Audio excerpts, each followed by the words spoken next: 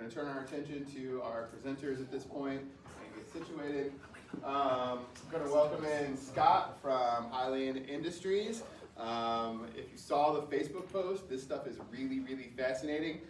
He told me, much like Chevy Chase and Saturday Night Live back in the day, I was told there would be no math. And so this is definitely a technical thing, but I think he's going to make it really great and interesting to learn more about his business. So let's welcome Scott. Thanks for being here. Really overselling me. Terrifying. Hi, I'm Scott. So we've found, we formed Hyaline Industries about a year or so ago, and to work on specifically understanding the power and the energy industry. So we talk. How does this work? Go there. Hey, there we go. Cool. Okay. So briefly, there's only a couple of us. We aren't very many, but we're software people. So software engineers by trade. Who have worked, like I've had a couple of jobs in the energy industry, and I was at one point in time on the Water and Light Advisory Board here in town. So I spent a lot of time working on power and energy systems from a couple of different directions, and started thinking about like, oh, I wonder if I could build the things that I wish I had at those jobs, and try to sell them. And so that's what Hyaline is an attempt to do. Let's see what we got here. Yeah, okay. So just before we get too started, what I'm hoping to get out today is a little bit of information. As I said, we're software engineers. We do a lot of like products. Not so great with like marketing and business and stuff. So I'm hoping to kind of get a little bit of help with the getting the marketing and customer outreach and stuff like that. So just to kind of keep that in mind as we go. So I'll talk a little bit about the product. As I promised, there would be no math.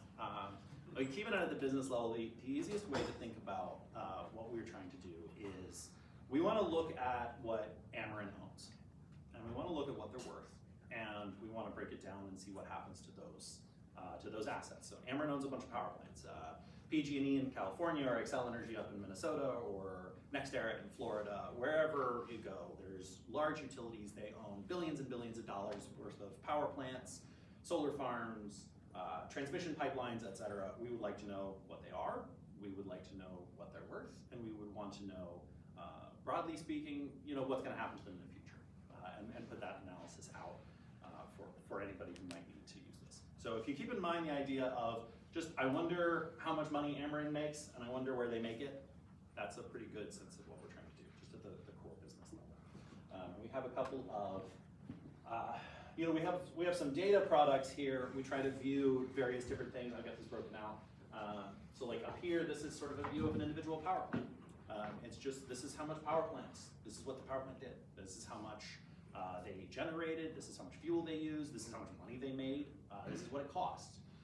All sorts of information about that, and tying it back to who owns it, again, as the organization, and who owns this, who operates this, what are these people? A lot of times they're sort of subsidiaries, so you want to tie it back to like who the ultimate controlling entity is. And then from there, it's also the organizations themselves. So again, it comes down to what does Ameren own, or what does Entergy own? What's their capacity? What's their market share? These kinds of information as we break it down from multiple different data sources. And then we have a few things that are a little bit more new. We try to do some analysis, so forecasting of, so taking existing status of the grid and forecasting it forward and seeing what kind of risks and effects can happen. So what happens as solar panels get larger and larger part of the grid? What's going to happen to these gas assets, for example? And looking at sort of, well, where did the money go and where is it going and why is it going there for the analysis side of things.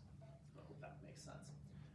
But so just again, as I come back, I just repeat the slide because it's much easier than saying new things. Again, so we've built a pretty decent prototype, and we've sort of entered the phase where it would be good to sort of interact with customers or potential customers going forward. Well, I mean, to put it frankly, nobody answers your emails, right? So the sort of question of the problems we've had with sort of outreach and trying to find and identify customers and what's the best avenue to reach customers and where to go with customers is sort of where we run into problems. I mean, we can build things all day long, but if nobody buys them, it doesn't do us a whole lot of good. So that's what I'm kind of hoping to get today. We've done a few things, like we have a newsletter. I've done a whole bunch of outreach to people that I know within the industry, and you get a little bit of conversion back and forth with that, but not what you'd like to actually build customers. So That's it. I talk fast. All right. So. You talk fast and ask a lot of good questions because there are a ton of hands up already. I'll say from my perch up here, anytime a business comes in and it's curiosity based. I mean, I think this is that ultimate, I want to lift the rock up and see what the ants are doing under the rock kind of vibe. And I love that. And I think that spurs a lot of things, but I think there is an education factor there as you move to what am I actually purchasing if I'm going to be a client of Hyaline. Right. So I think the education factor is there. I will start over here because I saw Leslie's hand up and we will work our way around the room. So Leslie, go ahead. Hi. So I was curious, you talked about reaching out to people that you knew in the industry. Mhm. Are these people locally? Are you just sending them emails? What has been your approach to reach out to people in the industry so far? A lot of it has been, well, so I knew them ahead of time, Mhm. so I knew that they would respond, right? At least in some of those cases. They tend to be national, so I know a fair number of people in California, I know a fair number of people in sort of DC area. The sort of, the more frank problem is that the people that I know aren't necessarily decision makers within the process, right? So you can get to them, you can talk to them, and I can find out what they need at their company, but that doesn't necessarily, it hasn't not yet necessarily translated into speaking to sort of a decision maker in the process. So in those emails or follow-up conversations after the emails, have you asked to be connected to a decision maker? Yeah, in a few cases, yeah. Okay. All right, Scott? Interesting presentation, enjoyed it. Have you done any, speaking of presentations, have you done anything like an expo or one of the trade shows, or just had something on your own where people can come in and physically see what you all are doing? I have not, that's a good idea. A lot of the trade shows, there's some trade shows that are broad industry, they tend to be very expensive. All right, So well, it's you been can always one of have those something, things there's where a lot of facilities around here in Columbia, you could start small with inviting people you know locally, and then branch out from there. There's even the hub where you could do something. Oh, I should be speaking for Reddy. DW, I saw your hand up, sorry, we'll go over you and then. I'm just gonna ask a blunt question. Is there a need for your product? Because is all this information out there, or are you consolidating into one place? Is that really what your offer? What is your offer? What do you bring to the table that some in the industry couldn't get on their own, or is there somebody else providing something? What makes you guys different? So consolidation is one part. Data is available. I mean, we get it from somewhere, right? It's available in a lot of different places that are hard to reach and sort of hard to interpret. So a lot of the offering is, well, we did the legwork. And then the secondary offering is the analysis of the data itself. So information, so that you just don't have to do the work So necessarily. Right? follow-up comment to what Scott said. These organizations are always looking for speakers for different events. Try to get into that network because you've got a unique product which could be really interesting for the whole industry. So try to try to get into that whole speaker side for different events. Also, who is your ideal customer? Because is it the power companies, or is it some sort of, is it watchdogs? Is it other people who are ancillary? Are people selling to, producing stuff that are selling to the power? Who's your target ideal customer? I would think the target ideal customer would be either utilities or the financial institutions that manage those utilities. Yeah. Okay, I see. So like a UCC, like the depreciation. Yeah, or investment analysis and bonding, bond rating marketing. Okay, this sounds like equipment share happening all over again. Go ahead, Craig. Do you have any connections in ERCOT? Because I see that deregulated market having a much larger appetite for this product than either the Eastern or Western interconnections. Yeah, unfortunately, I don't have a lot of connections in ERCOT, which is, does anybody in the room? That'd be great. No, I don't know too much. I don't have a whole lot of connections in ERCOT. Mostly it's with the California ISO or PJM. I would definitely look there. Follow-up question, can you aggregate customer composition data as far as residential versus commercial or industrial clients? Because I feel like that layer on top of that data would be really helpful in decision making given the high growth of data centers right now, especially like we're seeing in PJM disrupting things. That might really fuel a lot of powerful decision making. Yeah, that data is available. It's restricted and not available universally, but you can get oh, hey, Ameren has 1.1 million retail customers, right? And you have to sort of, in many cases, a lot of this data is like you have to troll through a legal filing to find find the fact that you're interested in. So there's a fair amount of legwork involved in getting that kind of stuff. But yeah, it is possible. It's on the roadmap for sure. It's just, Heather with the Callaway Bank. I've spent 20 years in branding, and my first thought is break this down into a who, what, when, where, why, how. Mhm. So there's a lot of information, who we are, what we do, why, and then the why this matters, how we can help, who we're looking for, those kinds of things, because that's going to make it really simple when you're trying to reach out to companies. Instead of kind of here's our broader picture, here's who we are, here's why that matters, here's what we're looking for, here's how we can get involved, here's the impact we're going to make. Just what is problem solving? Just keep it really straightforward and simple, and that will give you something that you can reach out to people and make that connection a little bit easier, and kind of perk their interest. If this is too big picture for them, it'll perk their interest as okay, It's a that little makes sense more as to how it connects concrete. us. Mhm. So I feel like everybody's kind of asking this question, but when you start a business or you have a business, the number one question usually you ask is, like, what's the pain point? Like, what is my customer or the person that would give me money, what's their problem, or what's keeping them up at night? So is your ideal customer like Berkshire Hathaway, or is it somebody else? And I'm just throwing them out because I know they've invested a lot of money in natural energy recently. Is that the type of customer that theoretically, ideally you would be providing strategic information to, or what's the pain point and who has the pain? Sure. Yeah, the sort of ideal customer is broadly in that kind of category of someone who's going to be moving a lot of money in one way or another. Either they're investing or they're pouring capital in one form or another. The pain point is when you try to do due diligence or research whether or not this is a good idea to do. It's a ton of work, and a lot of times they end up paying someone to do the work. Like they'll pay a consultant to just do the work up front. So that's kind of the pain point is, can we make that faster? Can we make it easier? So really, to accumulate this. if I'm investing money in the energy market space, or maybe even doing business with the people in the energy space, or he also mentioned the watchdog thing. I think those are two things that you didn't mention was, what if I want to do business with these people? Like, I don't want to invest in them, Right. but maybe I have some sort of product. Maybe they do a lot of business with, I don't know, I'm just making stuff up, concrete companies, or they buy a lot of wire or something. Maybe that information would be useful if you're talking on a large scale, like, millions of dollars moving around type of contracts. Or maybe I'm, I don't know, a lobbyist for, United States, the United States Congress or something, and somehow I have budgets and I would like to use this information for a potential bill.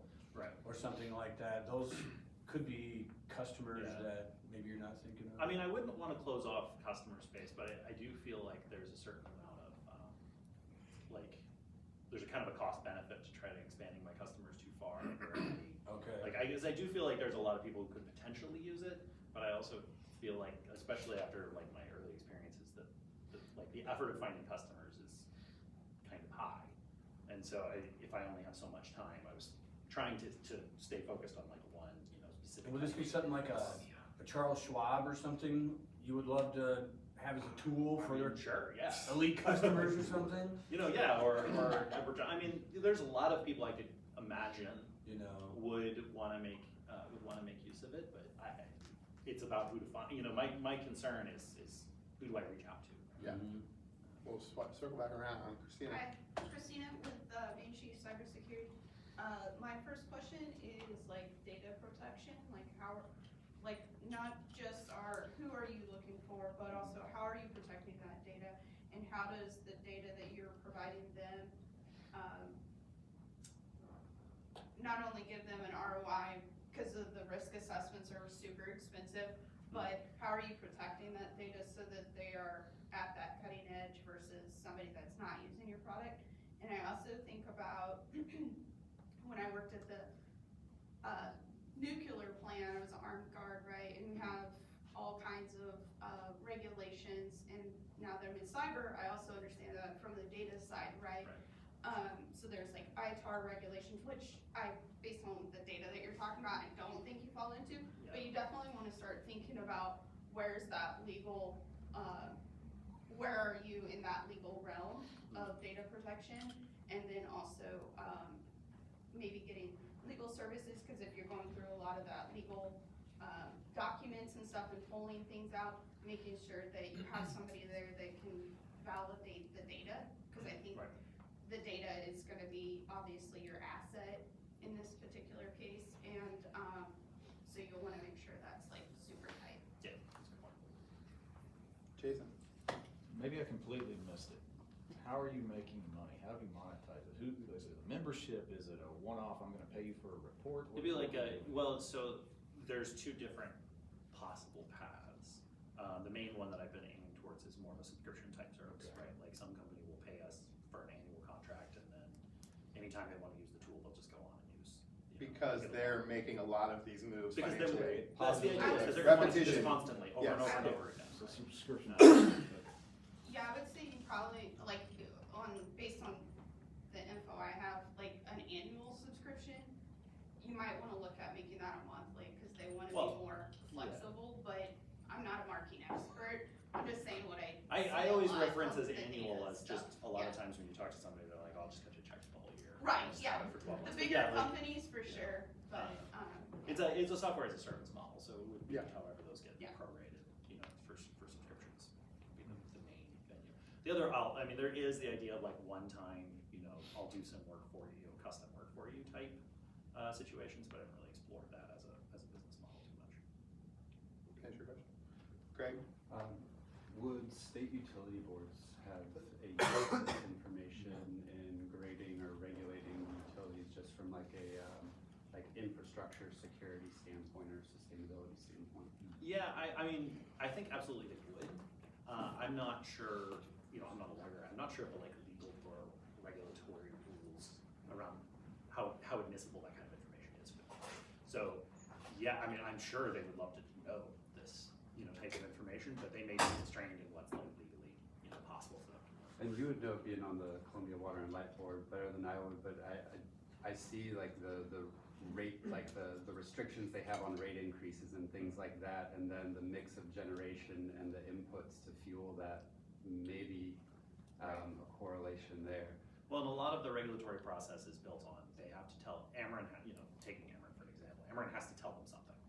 They have to get it, it's a formal like testimony type thing, and then Ameren has told them a thing, and then they can decide on it, and then somebody else can tell them something, and then they can decide. And so I don't know how much and to what extent they're able to like introduce their own information versus how much they have to have somebody tell them as part of that process, which I guess would offer a new like customer base, because then somebody who would want to be commenting in regulatory processes might want to take that information. From a value ladder standpoint, you mentioned those one-off reports. That might be a way to showcase the value of the data that you're providing before someone subscribes to the software itself, and just provide a quarterly report or something like that, to where it's just a one-off. Like how ADP does job numbers. Yeah.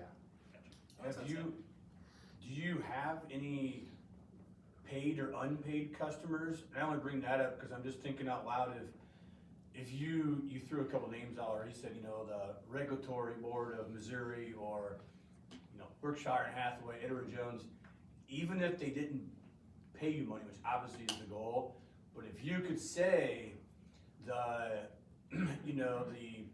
Power and Light Board of Missouri, or, Berkshire and Hathaway, Edward Jones, just, making names up, utilize this to make, reports for their, customers and perspectives for 2026.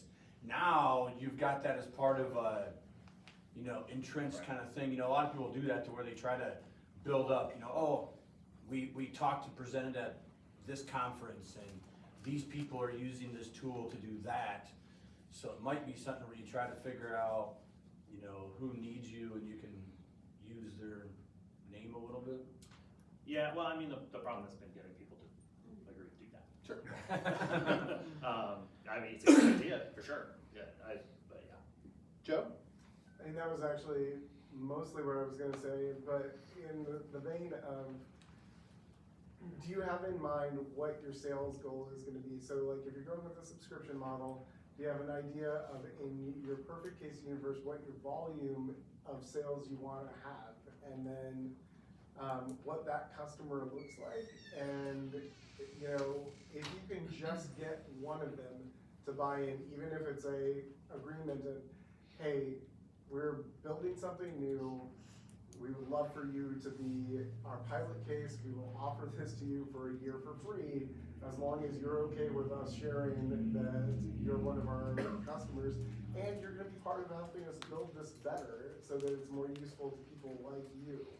I think that's at least a way to start building some of that foot in the door stuff, and if you have somebody like that at a high decision maker level, chances are they know the other decision makers at the other companies, and they're gonna be your foot in the door to the rest of them. DC? Sounds to me, I agree with a lot that's been said. You're becoming, or want to become the Dun and Bradstreet, the verifier of the public utility space. And Dun and Bradstreet, as I recall, they're a resource for banks, for businesses, for government, for everybody. You can go on their website, and they'll give you some limited information, but if you want more, then you have to pay for it or subscribe. So you can whet people's appetite by saying, here's a profile on Ameren UE. Right. And it's only gonna go this deep. If you want more, then you're gonna have to subscribe. The other thing I would say is, I hate to say this, really, but your name does not have anything to do with what you're selling. So you've got a branding issue. Sure. Okay. Kelly?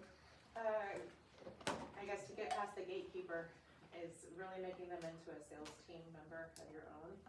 And you could do it, it's tough, but trying to quantify how you can reduce their work also, and how to make them be smarter, faster, stronger in their day-to-day.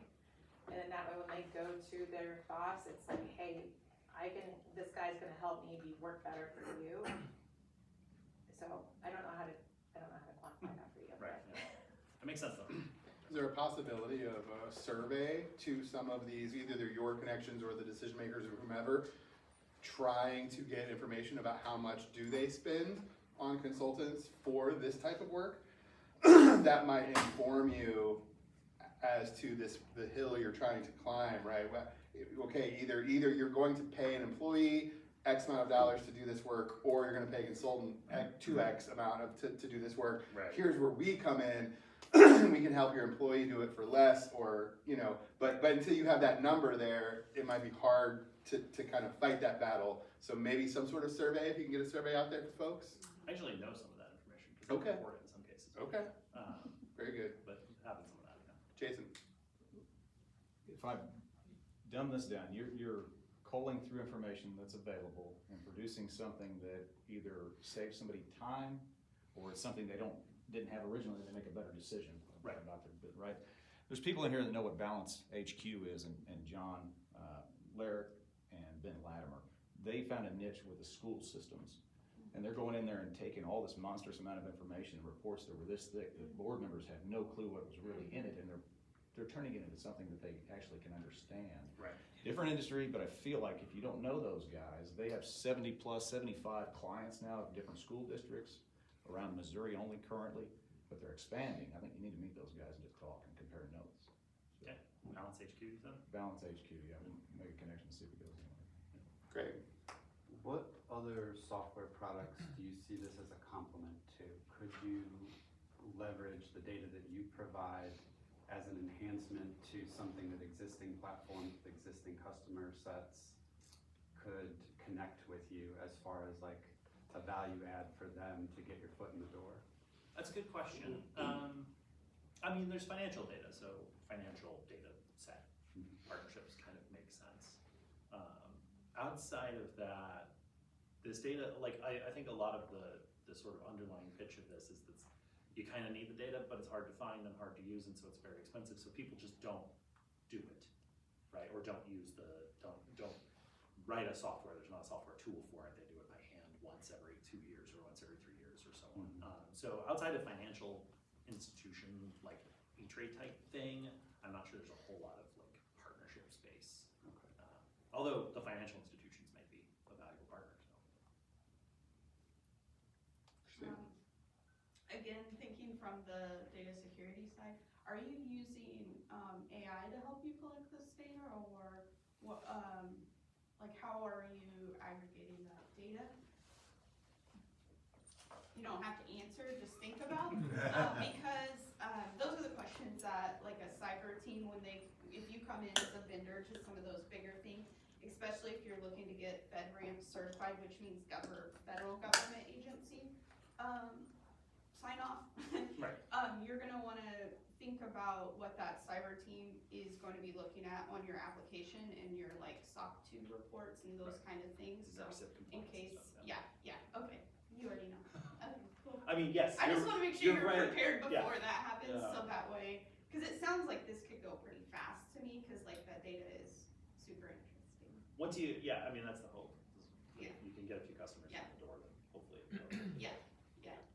Also, and I guess I heard somebody say, I think Greg, that you're part of the Water and Light Board. It was. I love. Yeah, so like every time I go to those city councils and I hear them talking about this, I'm like, there's gotta be a cheaper way to pay for these assessments, and then, plus charging the taxpayers that money, but then also increasing the rates as well, like Yeah. how can we get this cheaper? Yeah.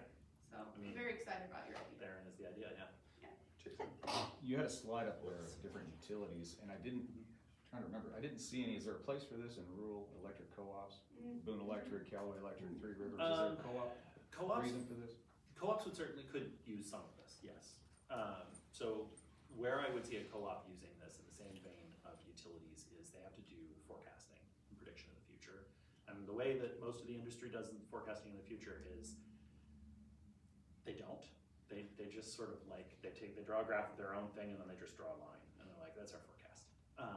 Which is maybe not, you might be surprised to find that's not terribly accurate, but everybody kind of does this.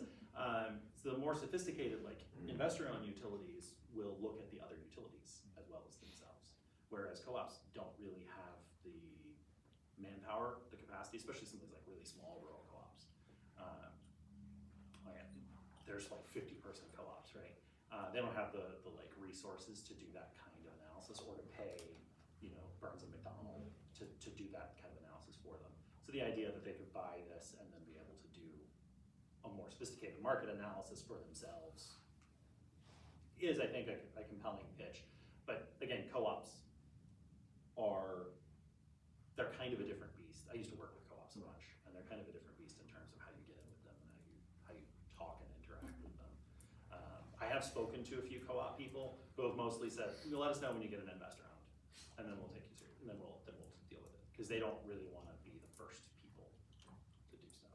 Low risk appetite. Low risk, very low risk appetite in the co-op world. So there have been people who are like, this seems like it could be interesting. Let us know when you have some customers, so you get back to the chicken and egg problem, right? Keith, I was hoping you were going to chime in on this. Well, I've been trying to figure a way in, 'cause this is complicated. I was wondering how much what you're trying to do interfaces with ESG reporting. ESG is environmental. Sure. Yeah, because I know that Siemens is involved in it. There's a lot of people involved. Yeah, there's a whole space of ESG reporting. Yeah. One of the things that ESG reports do is measure carbon emissions from various different things. One of the data sources that we have and can generate is carbon emissions. Okay. So absolutely, Good. people doing ESG work would find this kind of information. And to someone else's earlier point about seeing who else is already in the space and how you might be able to dovetail with them. Okay, thanks. I was gonna ask, do you think the fact, I'm making an assumption here, that you don't have any actual customers, that could be wrong, but that you're going too big to begin with, and then if you found some smaller, medium customers, that then you could work out some kinks and actually understand more about the potential ROI?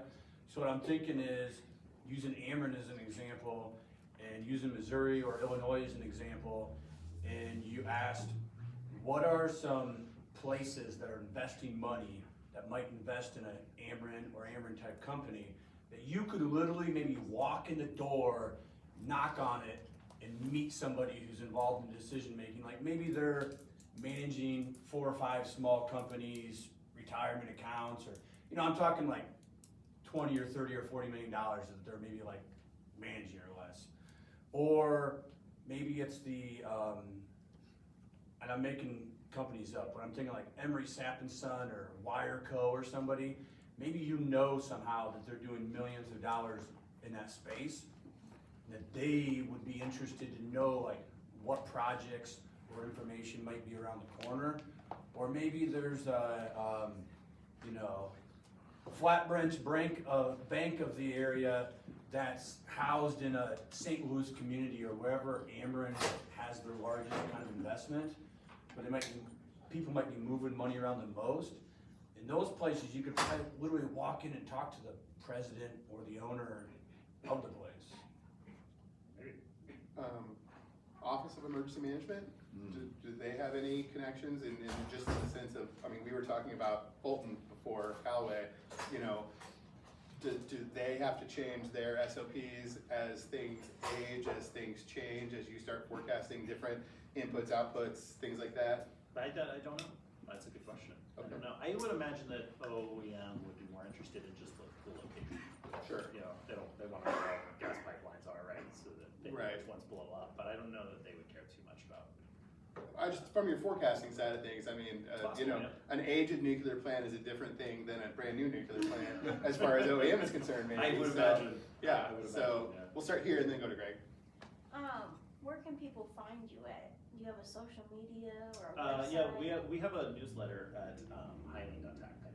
I'll put it. I can write it down for you. I forgot to put it on the slides, which is a mistake. But yeah, we have like a newsletter website that you can attend to, and then there's you can email at the same domain. Is the most way we do it. We have some social media outreach, but we haven't pushed too hard trying to find where and how to use that appropriately. Is now been more of a challenge. We'll go to Greg and then come back here. What about economic development offices? Would they have a use for the information you provide when trying to court like industrial partners? Yeah, I mean, I would assume, I would absolutely assume that they. Bernie. A lot of times, I mean, my exposure to economic development people is relatively limited, but when I have done it, they have a lot of people in this space because the data is just kind of hard to come by or hasn't been like processed very well. They just don't do much with the data, which comes back to, I think, with the who, what, when, where, why is like, you know, you're telling them, oh, you can do a thing, right? But they don't do that thing because it's been too hard for them to do in the past. So that's been a challenge with talking with people, is getting through to that, you know, to that angle. We'll come back to that again. I'm looking at your website, and some simplification would probably be really helpful. It's just when you get there immediately, thank you for coming. Here's what we need you to know. Sure. Really straightforward. Here's our target customer. If this is you, we want to talk to you because we can do X, Y, Z. Sure. Yeah. So because it's That makes a lot of kind It's of mostly just blogish newsletter. content. But yeah, just some very straightforward simplification. They're coming here because they need you to, they want to know who you are, so you're gonna answer that. They want you to know if you can solve a problem, so you're gonna answer that. They want to know how to get a hold of you to solve said problem. Right. So those 3 things right away. Makes sense. Yeah. Thank you. All right, I think, can you stick around for a little bit afterwards? Sure. He'll stick around afterwards. If you have anything else you want to chat with Scott about, please do. This will be our last question, so. Max Butler with Edward Jones. Oh, nice. So I had some immediate thoughts. So someone already addressed the ESG investing. I think there's a great deal of value with that. But I wanted to ask you, are you reaching out to Ameren and all these other utility companies as a client as well? Because here's my thought process. My father-in-law works for a company that's contracted with Boeing, where he does data analytics for them for optimization, efficiency, and safety. So I can see a lot of relations there with what you're doing and with that data and providing it, analyzing it, providing it back to Ameren. Are you doing any of that? I mean, I tried. That's the truth there is that I don't have an end with a lot of these Yeah. I've been in with some places, but not very many, and, you know, you email somebody in Ameren and it goes down a memory hole. Yeah, no, absolutely. So it's finding ways to break in with that, or like, you know, find ways to contact or come into contact with these people is a challenge. And are you hoping basically just to be a resource? Because Edward Jones, like, we have teams of analysts up in St. Louis, like, all they do all day, every day is they look in the utility sector. Like, they're looking at Ameren, Duke, all these other companies. Are you hoping to be just another resource for them, or just kind of like double check the work that they're doing? Kind of what does that look like? I would think it would probably be more the former to begin with, as sort of a resource to make their job faster. Okay. Right? To make their job faster or easier, more accurate. And then, you know, you can imagine down the line doing verification or doing additional outside work on that. But I think the starting, you know, in the hopes of not getting too big and not trying to do too many things all at once. Is, you know, making their job easier rather than trying to replace their job. Yeah, makes sense. Thank you. All right. Thank you all for being here. Appreciate it. We will see you all next Wednesday, and please feel free to mob Scott now with all of your leftover ideas.